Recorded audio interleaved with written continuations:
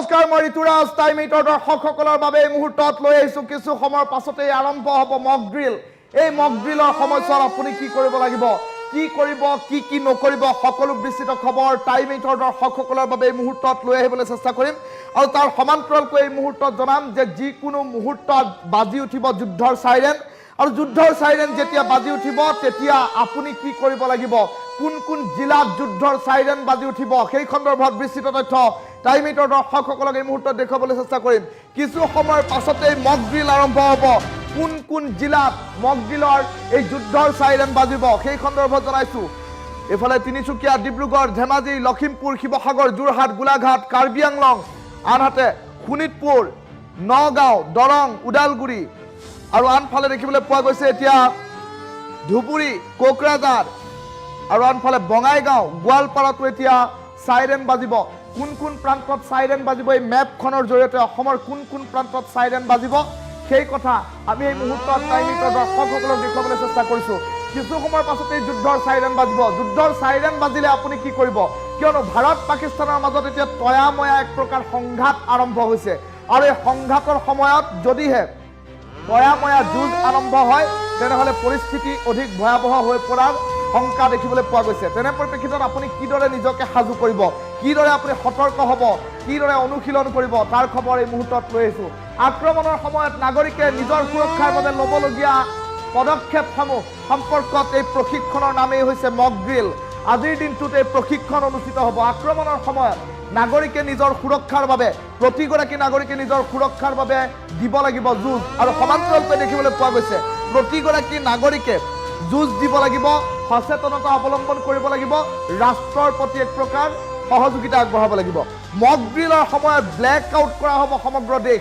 আচলতে কি এই ব্লেক আউট সেই সন্দৰ্ভত বিস্তৃত তথ্য টাইমিটৰ দৰ্শকসকলৰ বাবে লৈ আহিম। ব্লেক আউট হৈছে বিদ্যুৎ যোগান সম্পূৰ্ণৰূপে বন্ধ কৰি অন্ধকাৰ পৰিৱেশৰ সৃষ্টি কৰা হ'ব। এয়াৰ ষ্ট্ৰাইকৰ সময়ত ল'বলগীয়া সাৱধানতা অৱলম্বনৰ বাবে চাইৰেন বজোৱা হ'ব।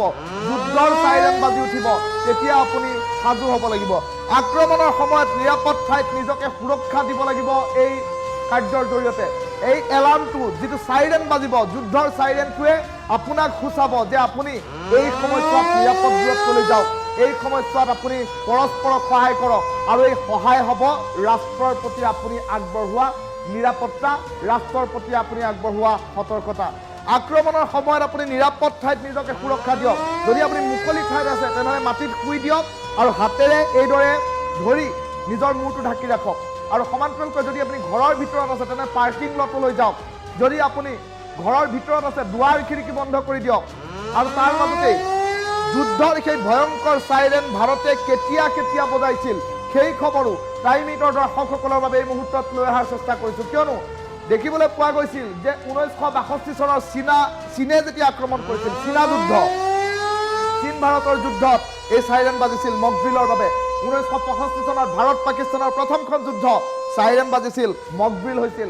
1971 চনত পাকিস্তানৰ সৈতে ভাৰতৰ যিখন যুদ্ধ মক ড্ৰিল হৈছিল, চাইৰেন বাজিছিল।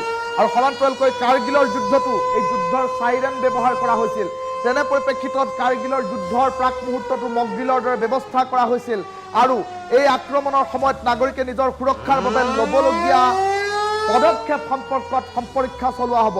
আচলতে এই মক ড্ৰিল কি বস্তু, মক ড্ৰিলে কেনেধৰণৰ ব্যৱস্থাৰ কথা সূচায় সেই কথা আমি বিস্তৃত ৰূপত টাইমিটৰ দৰ্শকসকলক জনাম। কিয়নো ভাৰতে পাকিস্তানৰ ওপৰত শেহতীয়াকৈ যোৱা পুৱতি নিশা অৰ্থাৎ আজি পুৱতি নিশা সংঘটিত কৰিলে ভয়ংকৰ ঘটনা। আৰু তাৰ পাছতে দেখিবলৈ পোৱা গ'ল সন্ত্ৰাসবাদীৰ 9টাকৈ বৃহৎ ঘাটিত ইতিমধ্যে মিছাইল আক্ৰমণ চলিল। এটা দুটা নহয়, 24টা মিছাইল নিক্ষেপ কৰা হ'ল। ইয়াৰ পূৰ্বতে পেহেলগাম কাণ্ড যি সংঘটিত হ'ল, প্ৰায় 28গৰাকীকৈ ভাৰতীয় পৰ্যটকক হত্যা কৰা হ'ল। আৰু তেনে পৰিপ্ৰেক্ষিতত সেই ঘটনাৰ প্ৰত্যুত্তৰ, সেই ঘটনাৰ প্ৰতিশোধ যেন 24টা মিছাইলেৰে দিয়া পৰিলক্ষিত হ'ল।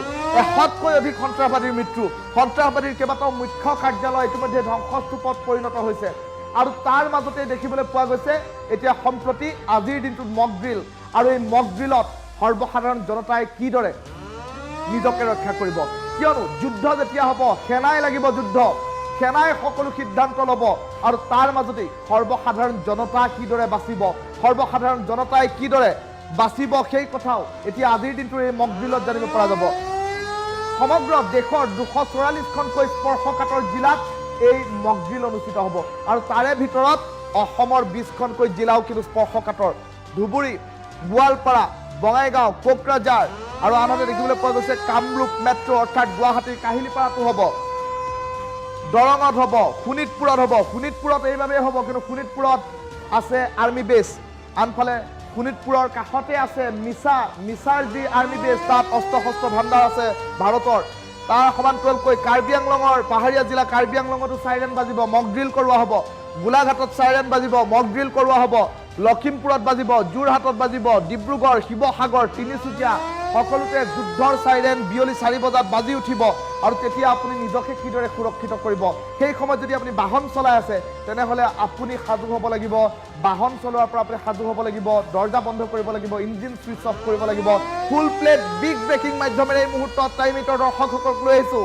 অসমতো আৰম্ভ হ'ব কিছু সময়ৰ পাছতে মক ড্ৰিল এই ডাঙৰ খবৰটো টাইম মিটাৰ দৰ্শকসকলক জনাইছোঁ শুনিবলৈ পোৱা গ'ল চাইৰেনৰ শব্দ ইতিমধ্যে অসমত আৰম্ভ হৈছে মক ড্ৰিল চাইৰেন আৰম্ভ হৈছে যুদ্ধকালীন আখৰা ইতিমধ্যে আৰম্ভ হৈছে যুদ্ধৰ সময়ছোৱাত আপুনি কিদৰে পৰীক্ষণ আৰম্ভ কৰিব কিদৰে নিজকে বচাব সেই ক্ষেত্ৰত ইতিমধ্যে আৰম্ভ হৈছে মক ড্ৰিল কিছু সময়ৰ পিছতে সমগ্ৰ ৰাজ্যত ব্লেক আউট কৰি দিয়া হ'ব বিহপুৰীয়াত কেৱল চাইৰেনৰ শব্দ ইতিমধ্যে বাজি উঠিছে বুলি প্ৰাথমিক খবৰ আহি পৰিছে টাইম মিটাৰ দৰ্শকসকলৰ বাবে এই মুহূৰ্তত পোনপটীয়া সম্প্ৰচাৰত এটা বিগ ব্ৰেকিং লৈ আহিছোঁ অসমত আৰম্ভ হৈছে মক ড্ৰিল কিয়নো বিহপুৰীয়াত শুনিবলৈ পোৱা গৈছে চাইৰেনৰ শব্দ কেৱল যুদ্ধৰ চাইৰেন চাৰিওফালে কেৱল চাইৰেন আৰু চাইৰেন শুনিবলৈ পোৱা গৈছে যুদ্ধকালীন আখৰা এই আখৰাৰ সময়ছোৱাত কিদৰে ব্লেক আউট কৰা হ'ব কিদৰে আপুনি সাজু হ'ব যুদ্ধৰ বাবে আৰু কিদৰে আপুনি যুদ্ধৰ এই চাইৰেন বজাৰ লগে লগে নিজকে প্ৰস্তুত কৰিব সেই ডাঙৰ খবৰটো টাইম মিটাৰ দৰ্শকসকলৰ বাবে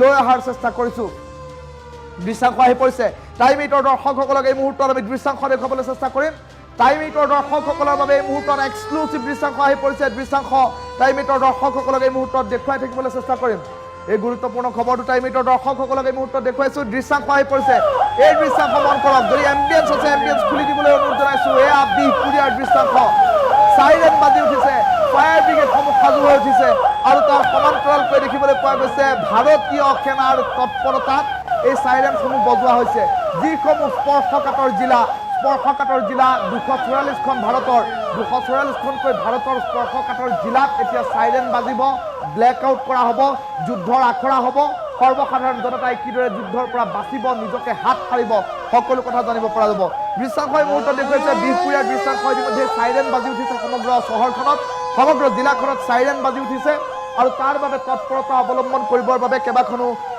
এম্বুলেন্স আহিছে ফায়াৰ ব্ৰিগেড আহিছে আৰু সেই ধৰণৰ যি যুদ্ধকালীন পৰিস্থিতি এই যুদ্ধকালীন পৰিস্থিতিত কিদৰে মোকাবিলা কৰিব সৰ্বসাধাৰণ জনতাক কিদৰে শংকামুক্ত কৰি ৰাখিব আৰু সৰ্বসাধাৰণ জনতা আতংকিত হোৱাৰ পৰিৱৰ্তে কিদৰে নিজস্ব ব্যৱস্থা নিজস্ব সতৰ্কতামূলক ব্যৱস্থা গ্ৰহণ কৰিব আৰু সৰ্বসাধাৰণ জনতাই আতংকিত হোৱাৰ পৰিৱৰ্তে পৰস্পৰক সহায় কৰিব এয়া ৰাষ্ট্ৰখনৰ প্ৰতি আগবঢ়োৱা এক প্ৰকাৰ সহযোগিতা হ'ব আৰু এনেধৰণৰ মক ড্ৰিল দেখিবলৈ পোৱা গৈছিল চীন ভাৰতৰ 62 চনৰ যুদ্ধত তাৰ প্ৰাক মুহূৰ্তত দুদিন পূৰ্বে এনেধৰণৰ মক ড্ৰিল কৰোৱা হৈছিল তাৰ পূৰ্বে দেখিবলৈ পোৱা গৈছিল 1972 চনত তাৰ মাজতে দেখিবলৈ পোৱা গৈছিল তিনিবাৰকৈ পাকিস্তানৰ সৈতে যি ভয়ংকৰ যুদ্ধ সেই ভয়ংকৰ যুদ্ধৰ প্ৰাক মুহূৰ্তত দুদিন পূৰ্বে এনেধৰণৰ মক ড্ৰিল দেখিবলৈ পোৱা গৈছিল আৰু এনেধৰণৰ মক ড্ৰিল দেখিবলৈ পোৱাৰ পাছত দুদিন পাছত এতিয়া যুদ্ধ আৰম্ভ হৈছিল দুদিন পাছত যুদ্ধ আৰম্ভ হোৱাৰ পাছত চাইৰেন বজাৰ দুদিন পাছত যুদ্ধ আৰম্ভ হৈছিল কিন্তু এইবাৰৰ কিছু প্ৰেক্ষাপট কিছু বেলেগ হোৱা দেখিবলৈ পোৱা গৈছে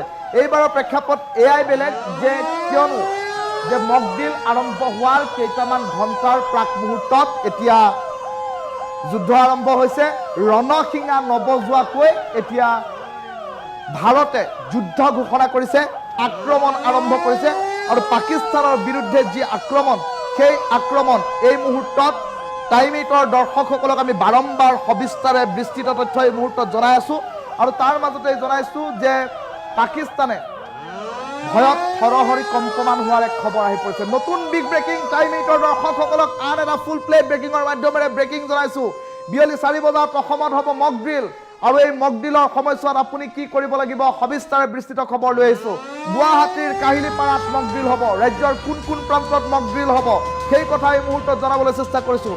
ৰাজ্যৰ 20টাকৈ স্থানত মক ড্ৰিল হ'ব, যুদ্ধৰ আখৰা হ'ব আৰু এই যুদ্ধৰ দামামা সদৃশ পৰিৱেশৰ সময়ছোৱাত আপুনি নিজকে কিদৰে সতৰ্ক কৰিব প্ৰতিটো আপডেট এই মুহূৰ্তত লৈ আহিছোঁ। এয়াৰ ৰেড চাইৰেন বাজিলে আপুনি কি কৰিব লাগিব? ইতিমধ্যে বিহপুৰীয়াত এয়াৰ ৰেড চাইৰেন বাজি উঠিছে। সকলো কাম বন্ধ কৰি আপুনি নিৰাপদ স্থানত আশ্ৰয় গ্ৰহণ কৰক, প্ৰথমটো কাম। দ্বিতীয়টো কাম আহি পৰিছে, ঘৰৰ দুৱাৰ খিৰিকী বন্ধ কৰি পৰ্দাসমূহ আপুনি টানি লওক, সম্পূৰ্ণ এন্ধাৰ কৰক পৰিৱেশ, সকলো লাইট বন্ধ কৰিব লাগিব, বৈদ্যুতিক সামগ্ৰীৰ ছুইচ অফ কৰক। যদি আপুনি কম্পিউটাৰ ব্যৱহাৰ কৰে ছুইচ অফ কৰক, যদি মোবাইল ব্যৱহাৰ কৰে ছুইচ অফ কৰক। চৰকাৰী কৰ্তৃপক্ষৰ ভাষ্যহে আপুনি মানি চলিব লাগিব, অন্যথা এই সময়ছোৱাত কোনো লোকৰ কথা নেমানিব, কেৱল চৰকাৰী পক্ষৰ ভাষ্য মানিব। শান্ত হৈ থাকিব, আনকো শান্ত ৰাখিব, আতংকিত কাকো নকৰিব। বাংকাৰ যিহেতু ইয়াত নাই, গতিকে দৃঢ় দেৱাল বা খুঁটাৰ কাষত আপুনি থাকিব, অথবা যদি আপোনাৰ ঘৰত পাৰ্কিং আছে, ঘৰৰ তলত যিহেতু গ্ৰাউণ্ড ফ্ল'ৰৰ তলত যিটো পাৰ্কিং, সেই পাৰ্কিঙলৈ যোৱাৰ ব্যৱস্থা কৰিব, অথবা গ্ৰাউণ্ড ফ্ল'ৰৰ ভিতৰতে থাকিব। খিৰিকীৰ কাষত আপুনি ৰৈ নাথাকিব। এই কথাও ইতিমধ্যে সুস্পষ্টকৈ জনাই দিয়া হৈছে। আন কি কি সাৱধানতা ল'ব লাগিব? মুকলি স্থানত যদিহে আপুনি থাকে তেনেহ'লে মাটিত আপুনি তলমুৱাকৈ শুই দিয়ক, নিজৰ মূৰটো হাতেৰে আপুনি আৱৰি ৰাখক। বিপদত পৰা যিকোনো লোকক যদি আপুনি লগ পাইছে তেনেহ'লে ততাতৈয়াকৈ তেওঁক আপুনি সহায় কৰক, এয়া ৰাষ্ট্ৰখনৰ প্ৰতি আপোনাৰ সহযোগিতা হ'ব। চাইৰেন বন্ধ হোৱাৰ পাছত কেৱল চৰকাৰী কৰ্তৃপক্ষৰ কথাহে মানি চলিব। যি সময়ত চাইৰেন বাজিব সেই সময়ত কেৱল চৰকাৰী কৰ্তৃপক্ষৰ কথাহে মানি চলিব। বিয়লি 4 বজাত ইয়াৰে এখন আখৰা হ'ব, অনুশীলন হ'ব। ৰাজ্যৰ 20খনকৈ জিলা, দেশৰ 244খনকৈ স্পৰ্শকাতৰ জিলাত এই চাইৰেনসমূহ বাজি উঠিব।